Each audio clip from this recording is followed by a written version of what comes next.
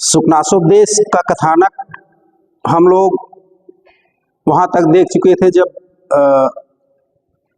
युवराज चंद्रापीठ को मंत्री सुखनास यह बताते हुए उपदेश दे रहा था कि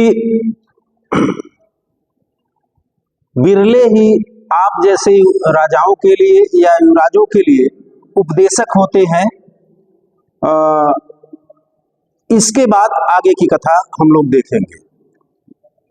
आगे है प्रतिशब्दक्यु राजवचनम अनुगच्छति जनो भयात् उद्दाम दर्प स्वयथु स्थगित श्रवणपुट विवरश्चोपदिश्यमानमपि ते न शृण्वन्ति शृण्वन्तोऽपि च गजनिमीलिते नावधीरयन्तः खेदयन्ति हितोपदेशवादिनो गुरून् अहंकार दाह ज्वर मूर्छा अंधकारिता विह्वला ही राज प्रकृति अलीकाभिमानो उन्मादकारिणी धनानि राज्य विष विकार तंद्रा प्रदा राजलक्ष्मी।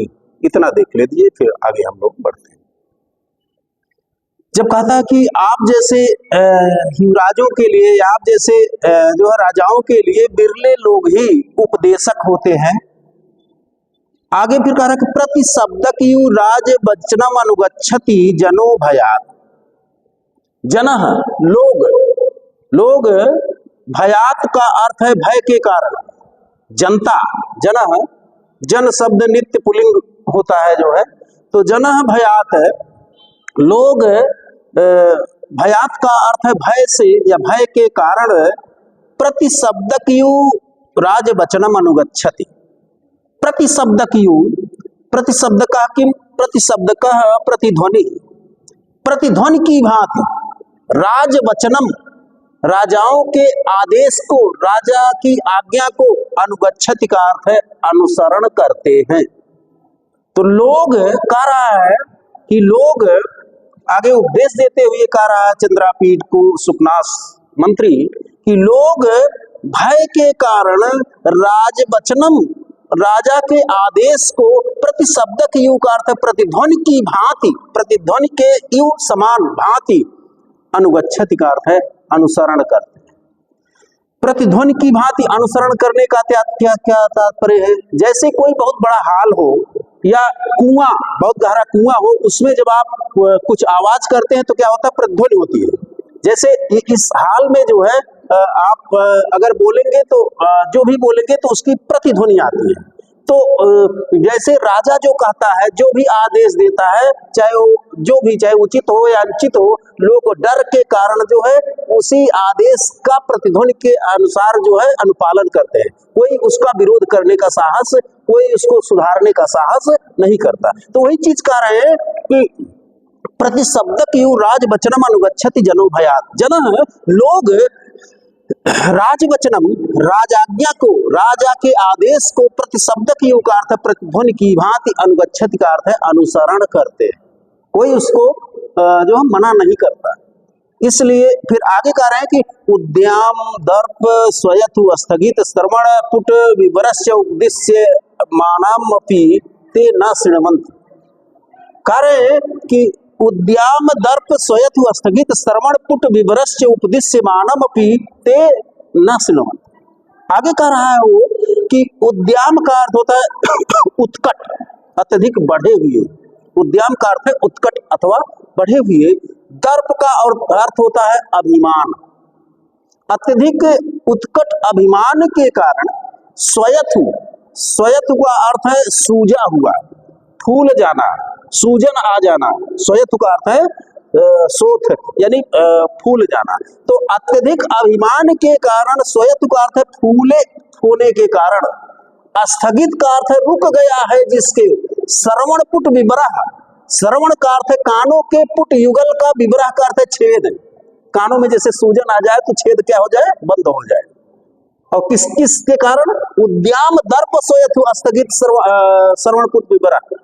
अत्यधिक अभिमान के कारण सूजे हुए होने से रुके हुए कर्ण विवर युगल के समान उपदिश्य मानम, उपदेश दिए जाते हुए, जब जिसका कान जो है बंद हो गया, कानों का छिद्र बंद हो गया, तो कुछ सुनेगा क्या?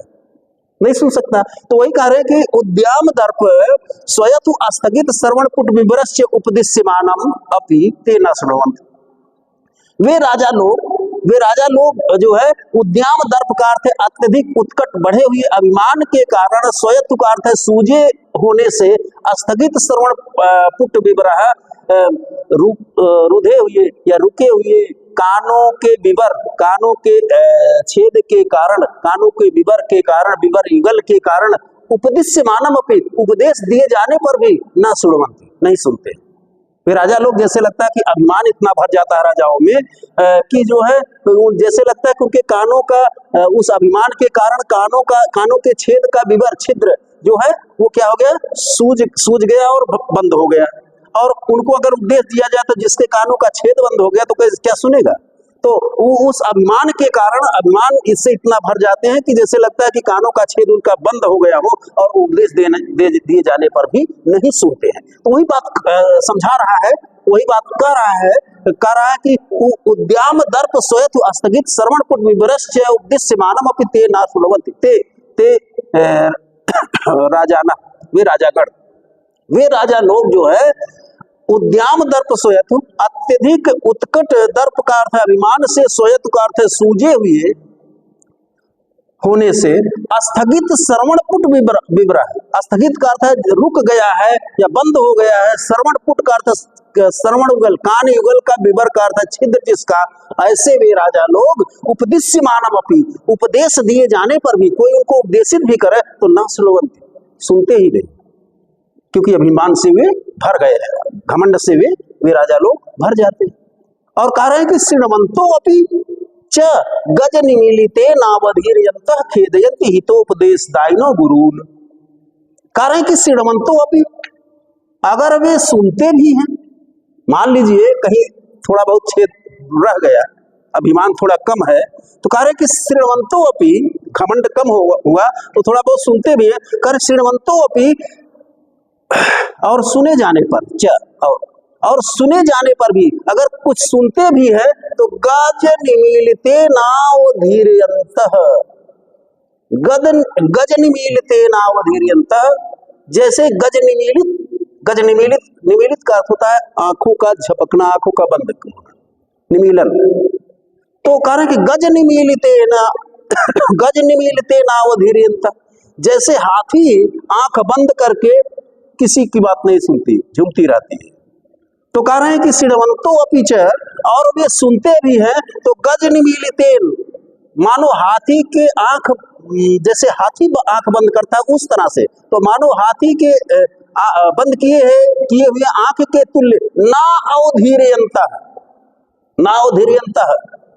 उसका ध्यान नहीं देते, जो उपदेश दिया जा रहा है ध्यान नहीं, यानी उसका तिरस्कार करते हैं, उसको जो उपदेश दिया जा रहा है ना अवधीर्यन्तः, उस पर ध्यान नहीं देते, यानी कि उसका तिरस्कार करते हुए हितोपदेशवादिनः, जो हित कारी और उपदेशक, वादिना का अर्थ है बात को कहने वाला, गुरुन का अर्थ है गुरु है, जो बता रहा है, जो गुरुजन है, खेदयन्ति, उनको क्या करते हैं, दुखी कर देते हैं, उनको दुख पहुंचाते हैं। क्योंकि जब गुरु जो हित की बात आपके कह रहा है, उसको जब जो है वो राजा सुन नहीं रहा है, तो जो है स्वाभाविक है कि वो जब जानेगा कि ये आंख बंद किए कोई दूसरा ही कर रहा है, तो उसको दुख होगा। तो जो हित की बात कर रहा है वो उसको भी दुखी कर देते हैं, ऐसे राजा लोग अभिमान के कारण।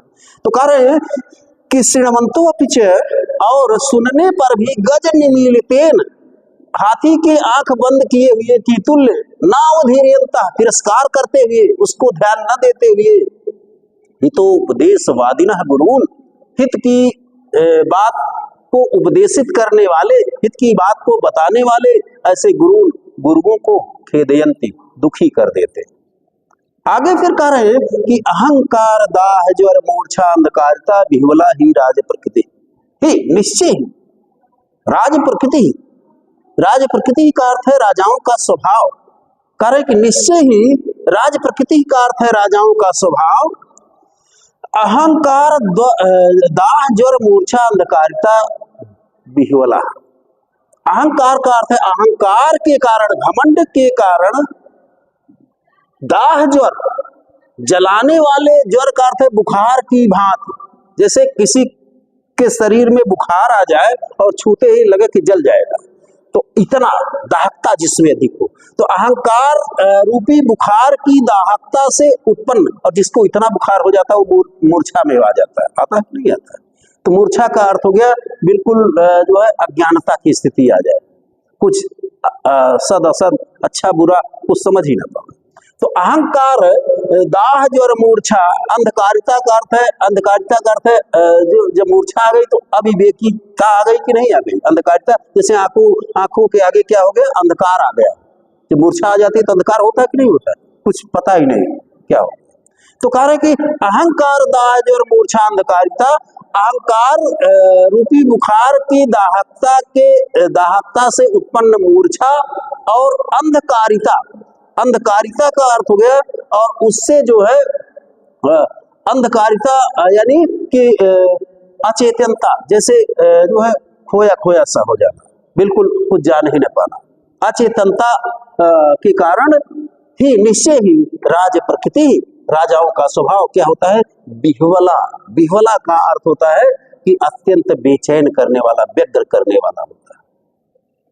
तो जैसे जब कोई व्यक्ति मूर्छित हो जाता है या किसी कारण से, बुखार आदि से, तो आंखों के आगे अंधेरा आ जाता है, वो खोया खोया कुछ निर्णय ही नहीं कर पाता क्या हो रहा है उसके साथ, और जो है अंदर अंदर से क्या होता है, बेचैनी होती है, बेचैनी होती है, हम बता ले जाए लोगों को, कर ले जाए। तो उसी तरह से बिह्वल करने वाली राजाओं की प्रकृति भी होती है। तो कह रहे कि निश्चय ही राज प्रकृति, राजाओं का स्वभाव अहंकार, दाह ज्वर, मूर्छा, अंधकारिता ही बिह्वला। अहंकार रूपी बुखार की दाहकता से उत्पन्न मूर्छा के कारण बेचैनी, खोई खोई यानी अचेतनता सी, बिह्वला, बिह्वला का अर्थ है व्यग्र करने वाली होती है, या बेचैन करने वाली, चंचल कर देने वाली होती है, बेचैन कर देने वाली। तो ऐसे राजा लोग बेचैन हो जाते हैं जो अहंकार से भरे हुए।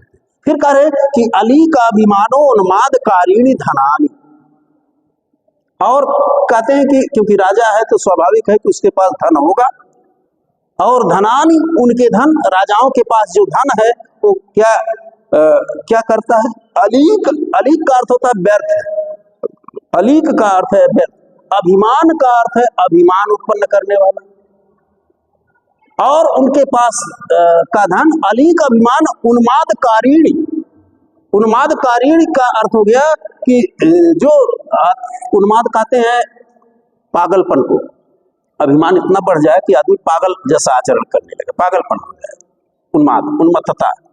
तो कह रहे हैं कि धनानी, और धन जो है अलीक अभिमान उन्मादकारिण, व्यर्थ में अभिमान उत्पन्न करने वाला और पागलपन पैदा करने वाला होता है। उन राजाओं का धन जो है व्यर्थ में अभिमान और उन्माद उत्पन्न करने वाला होता है, यानी पागल जैसा उनको बनाने वाला होता है। और फिर कह रहे कि राज्य विष विकार तंद्रा प्रदा राजलक्ष्मी, और कह रहे कि राजलक्ष्मी, और राजाओं के यहाँ जो लक्ष्मी है, राजलक्ष्मी, धन, धन यानी विशाल कोष, धन, खजाना। कह रहे कि राजलक्ष्मी राज्य विष विकार तंद्रा प्रदा, राजलक्ष्मी क्या है, राज्य विष, राज्य रूपी विष, राज्य जैसे विष हो, विष खा लिया मनुष्य तो क्या हो गया, चेतन हो गया, हो सकता है मृत्यु भी हो जाए, तो राज्य विष जैसा। तो कह रहे हैं कि राज्य विष विकार तंद्रा, राज्य में विषम तेन विकारा तेन तंद्रा इति राज विष विकार तंद्रा। ठीक, तो कह रहे हैं कि राजलक्ष्मी, राजाओं की राजलक्ष्मी, राज्य विष विकार तंद्रा प्रदा, राज्य रूपी विष के विकार, विकार का अर्थ है विकृति से उत्पन्न, तंद्रा का अर्थ है आलस्य को, तंद्रा कहते हैं आलस्य को, प्रदा का अर्थ है प्रदान करने वाली होती है। और राजलक्ष्मी राज्य रूपी विष के विकार से उत्पन्न, तंद्रा का अर्थ है आलस्य को, प्रदा का अर्थ है प्रदान करने वाली होती है। तो जिसके पास राजलक्ष्मी आ जाती है तो वो राजलक्ष्मी राज्य क्योंकि विश्व स्वरूप है, उससे उस विकृत से उत्पन्न जो है आलस्य को प्रदान करने वाली।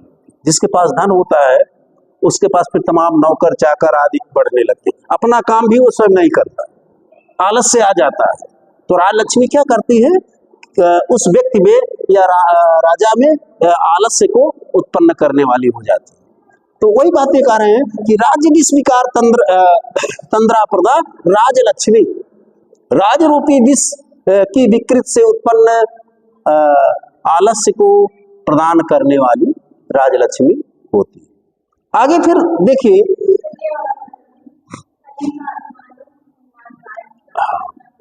अच्छा एक बार फिर देख लेते हैं, ठीक, पूरा देख लेते हैं। अलीकाभिमानो उन्माद कारिणी धनानि, अलीक का अर्थ है व्यर्थ के, अभिमान का अर्थ है अभिमान को, उन्माद का अर्थ है और पागलपन को, कारिणी का अर्थ है करने वाला होता है, धनानि का अर्थ है धन। उन राजाओं का धन जो है व्यर्थ के अभिमान और उन्माद या पागलपन को उत्पन्न करने वाला होता है।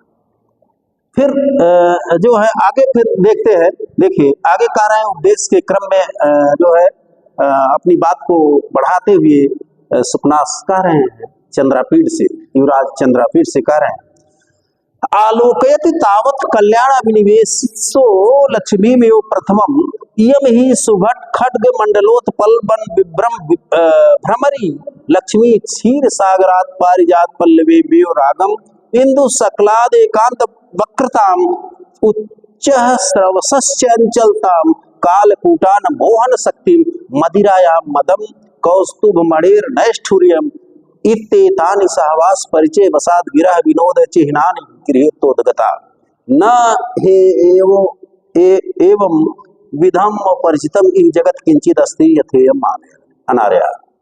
यहाँ तक देखते हैं, फिर आगे बढ़े।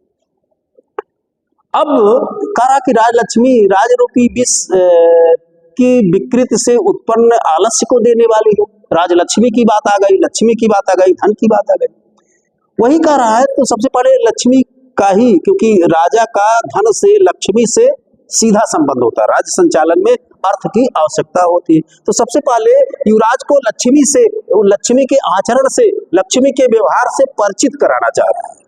तो कह रहा है कि आलोकयतु तावत कल्याण अभिनिवेशो लक्ष्मी में प्रथमम, कह रहा है कि तावत तब तक, यानी जब तक आप युवराज पद पर अधिष्ठित नहीं होते हैं तब तक, जब तक आप युवराज पद पर अधिष्ठित नहीं होते हैं तब तक आप आलोकयत देखें, तब तक आप देखें क्या कि कल्याण अभिनिवेशो, ये युवराज चंद्रापीठ के लिए कि कल्याण अभिनिवेश है, कल्याण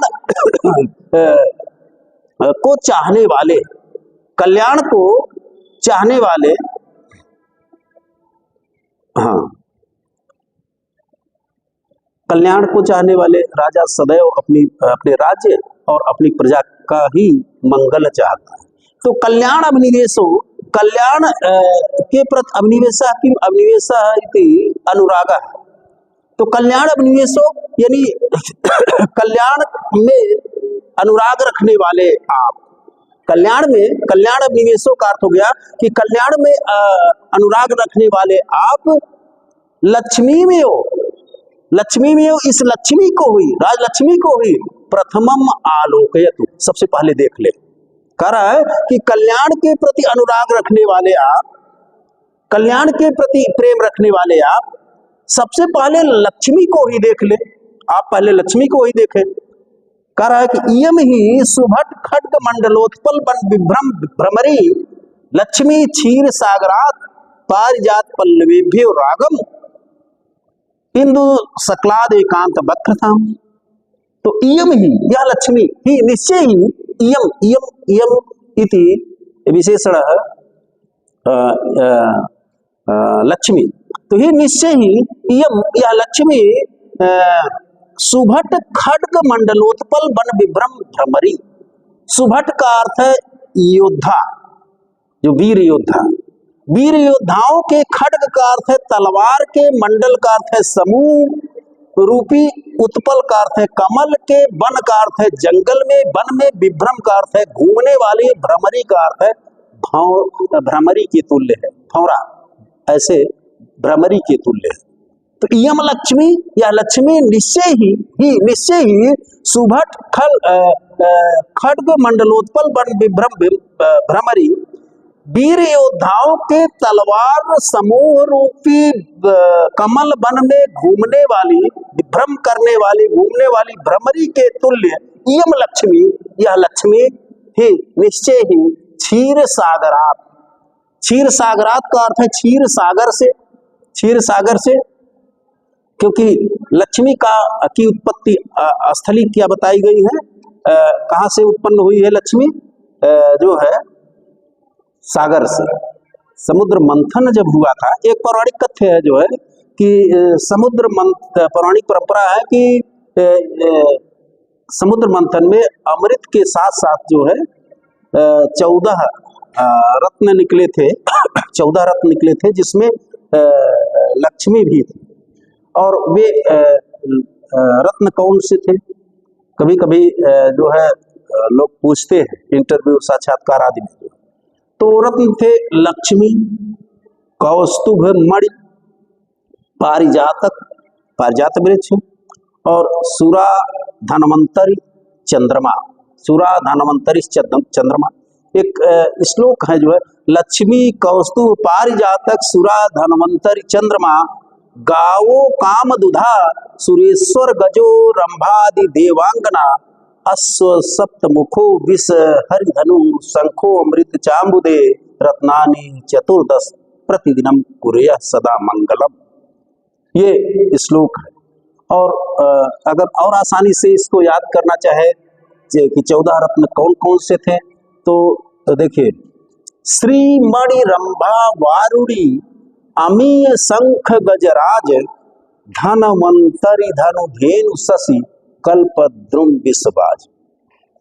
श्री मणि रंभा वारुणी अमीय शंख गजराज, श्री मणि रंभा वारुणी अमीय शंख गजराज, धनवंतरी धनु धेनु शशि कल्पद्रुम विषबाज। ये 14 रत्न निकले थे और समुद्र मंथन से। तो समुद्र शास्त्रों में जो है समुद्र वर्तमान में तो जो है समुद्र जो बताया गया उसके अलग नाम है, लेकिन शास्त्रों में भी समुद्र जो है उसके गुण के आधार पर जो है 7 समुद्र बताए गए थे। 7 समुद्रों में जो है जैसे उनके नाम प्राय कम मिलते हैं, बाकी तो ऐसे जो ज्योग्राफी पढ़ रहा है वो जानता है। तो शास्त्र में जो उनके गुणों के आधार पर जो समुद्रों के नाम बताए गए थे वो कौन कौन से हैं? इच्छु समुद्र, इच्छु समुद्र, सूर समुद्र, इच्छु समुद्र, सूर समुद्र, सर्पी समुद्र, दधि समुद्र, क्षीर समुद्र, दधि समुद्र, क्षीर समुद्र, स्वादु जल समुद्र और लवण समुद्र। इसके लिए जो है कहा भी गया है शास्त्र में कि लक्षणेक्षु सुरा सर्पी दधि क्षीर जला समा, ये कहा गया। लक्षणेक्षु सुरा सर्पी दधि क्षीर जला समा, ये कहा गया है। हाँ, तो ये लक्ष्मी जो है जो समुद्र मंथन से निकली, तो उसके साथ 13 और भी रत्न निकले, 14वां लक्ष्मी। तो साथ समुद्र में उन रत्नों के साथ रही, 14 रत्नों के साथ रही। तो संसर्ग दोष गुणा भवन्ति, संसर्ग से मनुष्य के दोष भी गुण हो जाते हैं। किसी के साथ साथ रहेंगे तो जो अगर वह मनुष्य अच्छा है तो उसके अच्छे गुण आप में भी आ जाएंगे। तो अगर वो मनुष्य खराब है तो उसके खराब गुण कुछ आप में भी आ जाएंगे। तो संसर्ग से गुण आते हैं कि नहीं आते? आते हैं। तो लक्ष्मी भी उन 14 रत्नों के साथ रही। तो वही बात कर रहे हैं कि इयम ही या निश्चय ही यह लक्ष्मी जो है सुभट खड्ग मंडलोत्पन्न बन विभ्रम भ्रमरी, योद्धाओं के तलवार समूह रूपी कमल वन में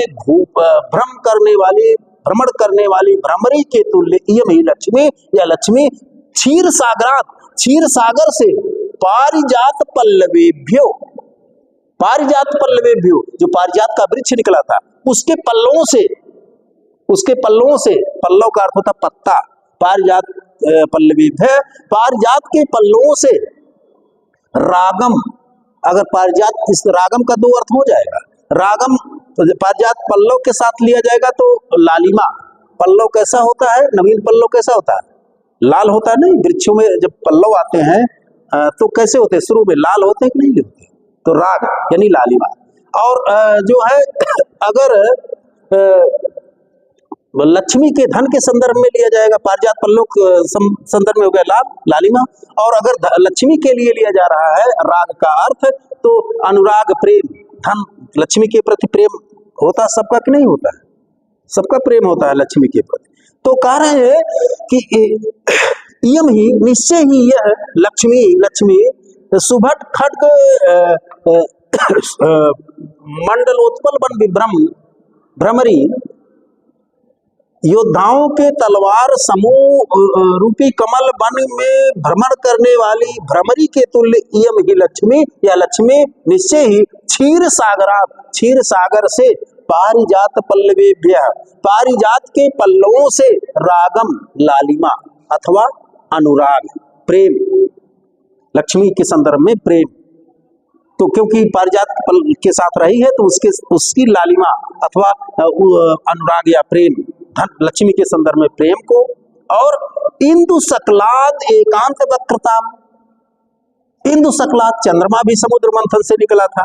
तो कह रहे कि इंदु सकलाद सकल का अर्थ होता खंड या टुकड़ा, भाग। तो इंदु सकलाद का अर्थ है चंद्रमा के खंड से, चंद्रमा के एक भाग से, एक कला से एकांत वक्रताम, एकांत का अर्थ है नितांत, वक्रताम का अर्थ है टेढ़ेपन को। लक्ष्मी बड़ी टेढ़ी है तो उसके चंद्रमा के साथ रही है। चंद्रमा का भाग प्रथमा टेढ़ा होता है, द्वितीया, तृतीया, चतुर्थी, पंचमी, षष्ठी और इस तरह से पूर्णिमा पूरा चांद होता है कि नहीं होता है? तो एक भाग। तो कह रहे हैं कि इंदु सकलाद चंद्रमा के एक भाग से, एक भाग अगर प्रथमा रहेगा तो टेढ़ा रहेगा कि नहीं? तो लक्ष्मी भी टेढ़ेपन को लिए हुए है, लक्ष्मी भी बड़ी टेढ़ी है, लक्ष्मी सीधी नहीं है।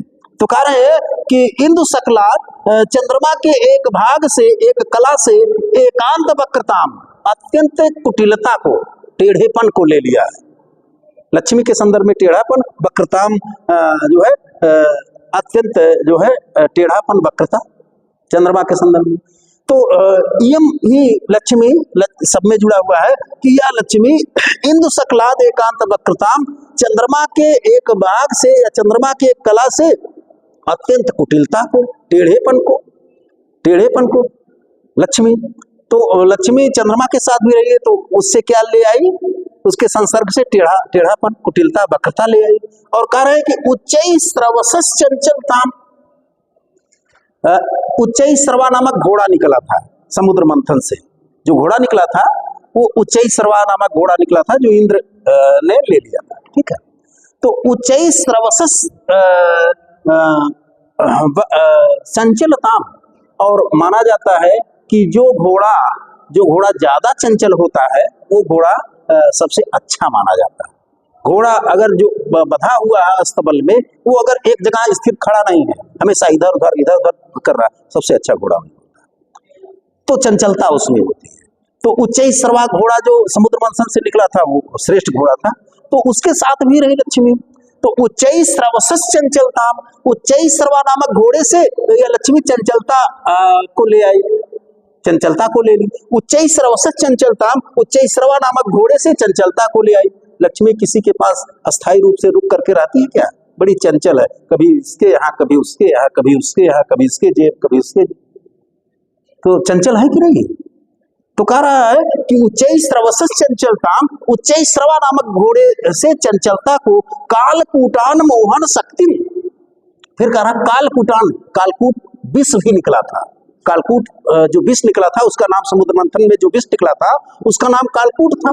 तो कह रहे हैं कि कालकूटान, कालकूट नामक विष से मोहन शक्ति, मोहन शक्ति का अर्थ है विष के संदर्भ में मूर्छा, शक्ति मूर्छा पैदा करने वाली, शक्ति का अर्थ है शक्ति। और लक्ष्मी के संदर्भ में मोहन शक्ति का अर्थ अपनी ओर खींच लेने वाली शक्ति को। लक्ष्मी किसी को दिख जाए तो आदमी खींचा चला जाता है। तो कह रहे हैं कि कालकूटान, क्योंकि कालकूट नामक विष भी समुद्र मंथन से निकला था, तो उस कालकूटान का अर्थ हो गया कालकूट नामक विष से उसने क्या लिया? मोहन शक्ति, आकर्षण शक्ति को, मूर्छित करने वाली शक्ति को। विष के संदर्भ में मूर्छा हो गया और मोहन शक्ति, आकर्षित करने वाली शक्ति को ले लिया। और क्या लिया? फिर कह रहे कि मदिरा या मदम, और मदिरा या मदम, मदिरा से मदिरा भी निकला था, तो मदिरा भी निकला जो देवताओं ने राक्षसों को पिला दिया था। तो मदिरा या मदम, समुद्र मंथन से जो मदिरा निकली उससे क्या इसने ले लिया, या मदिरा से क्या लेकर के निकली है? तो मदिरा से मदम, मदम का अर्थ है मद, उन्मत्तता, जो मद्यपान कर लेता है उन्मत्त जैसा, पागल जैसा हो जाता है। तो मदिरा से मद्य को लेकर के आई। और ये लक्ष्मी धन के संदर्भ में पागलपन से तात्पर्य है कि मद का अर्थ है अभिमान, जिसके पास जाती है उसके पास अभिमान लेकर के भी चली जाती है। लक्ष्मी जिसके पास जाती है तो अभिमान, घमंड भी लेकर के चली जाती है। तो मदिरा या मदम, मदिरा या मदम का अर्थ है उस मदिरा से, क्योंकि मदिरा के भी साथ साथ रही है तो उससे मद ले आई, अभिमान ले आई। और फिर कह रहे हैं कि कौस्तुभ मणेर नैष्ठुर्यम, मणि निकला था ना, श्री मणि, मणि, उस मणि का नाम था कौस्तुभ मणि। तो समुद्र मंथन से जो कौस्तुभ मणि निकली, कह रहे कि कौस्तुभ मणि, उस कौस्तुभ मणि से नैष्ठुर्यम का अर्थ है कठोरता, और लक्ष्मी के संदर्भ में यहाँ निष्ठुरता, निष्ठुरता जिसमें कोई दया भाव ना हो। और मणि, मणि सबसे कठोर धातु मानी जाती है, सबसे कठोर धातु। तो उसके साथ रही है, इसलिए कह रहे हैं कि कौस्तुभ मणि है या लक्ष्मी, यम ही लक्ष्मी, या लक्ष्मी निश्चय ही कौस्तुभ मणि, कौस्तुभ मणि, कौस्तुभ नामक मणि से नैष्ठुर्यम का अर्थ है अत्यंत कठोरता अथवा निर्दयता। लक्ष्मी किसी के प्रति दया नहीं करती कि ये बहुत गरीब है तो इसके यहाँ चले जाए, इसको भोजन मिल जाए, नहीं, उसको नहीं जाना है। हो सकता है कि बहुत मूर्ख के पास चली जाए। निर्दय है, कठोरता कहाँ से सीखी, निष्ठुरता कहाँ सीखी? वहीं से। तो कौस्तुभ मणेर नैष्ठुर्यम, कौस्तुभ मणि से निष्ठुरता को, इत्येतानि, देखिए अब बता रहे इति, इस प्रकार, एतानि सहवास परिचय बसात, एतानि इन सब सहवास, साथ साथ रहने के परिचय बसात, परिचय के कारण से विरह विनोद चिह्नानि, क्योंकि अलग हो रही थी समुद्र मंथन से जब निकली, तो साथ साथ रहने के विरह, विरह, विरह के कारण विनोद, आनंद मनाने के, यानी उस विरह के कष्ट को दूर करने के चिन्हान का अर्थ चिन्ह को लेकर के उनसे उनका चिन्ह ले लिया, तो कम से कम उसके विरह का कष्ट नहीं होगा। अलग अलग से अलग अलग का ले लिया तो उसको अगर याद भी आई तो बहुत कष्ट नहीं होगा कि उसका एक एक गुण हम लेकर के आए। तो कह रही है कि इस प्रकार एतानि, इन सभी सहवास परिचय बसात, साथ साथ रहने के परिचय के कारण से, इन जो है रत्नों के साथ साथ रहने के परिचय के कारण से विरह विनोद चिह्नान गृहीत्वा, विरह के विनोद के चिन्हों को, विरह को दूर करने के चिन्हों को गृहीत्वा का अर्थ है वहां से ग्रहण करके, उदगता, उदगता का अर्थ है समुद्र से निकली हुई है। यह लक्ष्मी वहां से इन विरह के विनोद के चिन्हों को लेकर के उन रत्नों से निकली हुई है, समुद्र से निकली हुई। ना ही एवं विधम अपरिचितम इह जगति किंचित अस्ति यथेयम अनार्या। कह रहे हैं कि एवं विधम, इस प्रकार से इस प्रकार से ही निश्चय ही इस प्रकार से इह जगति, इस संसार में किंचित अपरिचितम ना अस्ति, किंचित कोई भी, अपरिचितम का अर्थ है अपरिचित, ना अस्ति नहीं, निश्चय ही इस संसार में इस प्रकार से जैसे लक्ष्मी अपरिचित हो जाती है, एवं विधम किंचित ना अस्ति, ऐसा कोई नहीं है, यथा जिस प्रकार इयम अनार्या, इयम अनार्या का अर्थ है यह नीच लक्ष्मी, जैसे यह नीच लक्ष्मी जो अपरिचित सी व्यवहार करती है, इस प्रकार से इस जगति, इस अस्मिन संसारे, इस संसार में किंचित अपरिचितम नास्ति, कोई भी अपरिचित नहीं। लक्ष्मी किसी से परिचित नहीं, परिचय नहीं बनाती। ऐसा नहीं है कि ये बहुत अच्छा व्यक्ति है, बहुत उद्यमी है, तो इससे परिचय हो गया, अब इसके साथ, इसके स्थान से, इसके जगह से क्यों जाएं, इसके पास से क्यों जाएं। वो परिचय की रक्षा नहीं करती, कूद गई, दूसरे के पास चली गई। वो आपसे जो है परिचय की अपेक्षा नहीं करती। तो कह रहे कि ना ही एवं विधम अपरिचितम ये जगत, इस संसार में इस प्रकार से कोई ऐसा अपरिचित नहीं है, यथा जिस प्रकार इयम अनार्या, यह अशिष्ट, यह नीच लक्ष्मी, यह नीच लक्ष्मी। दोहराना है क्या? तो ठीक है।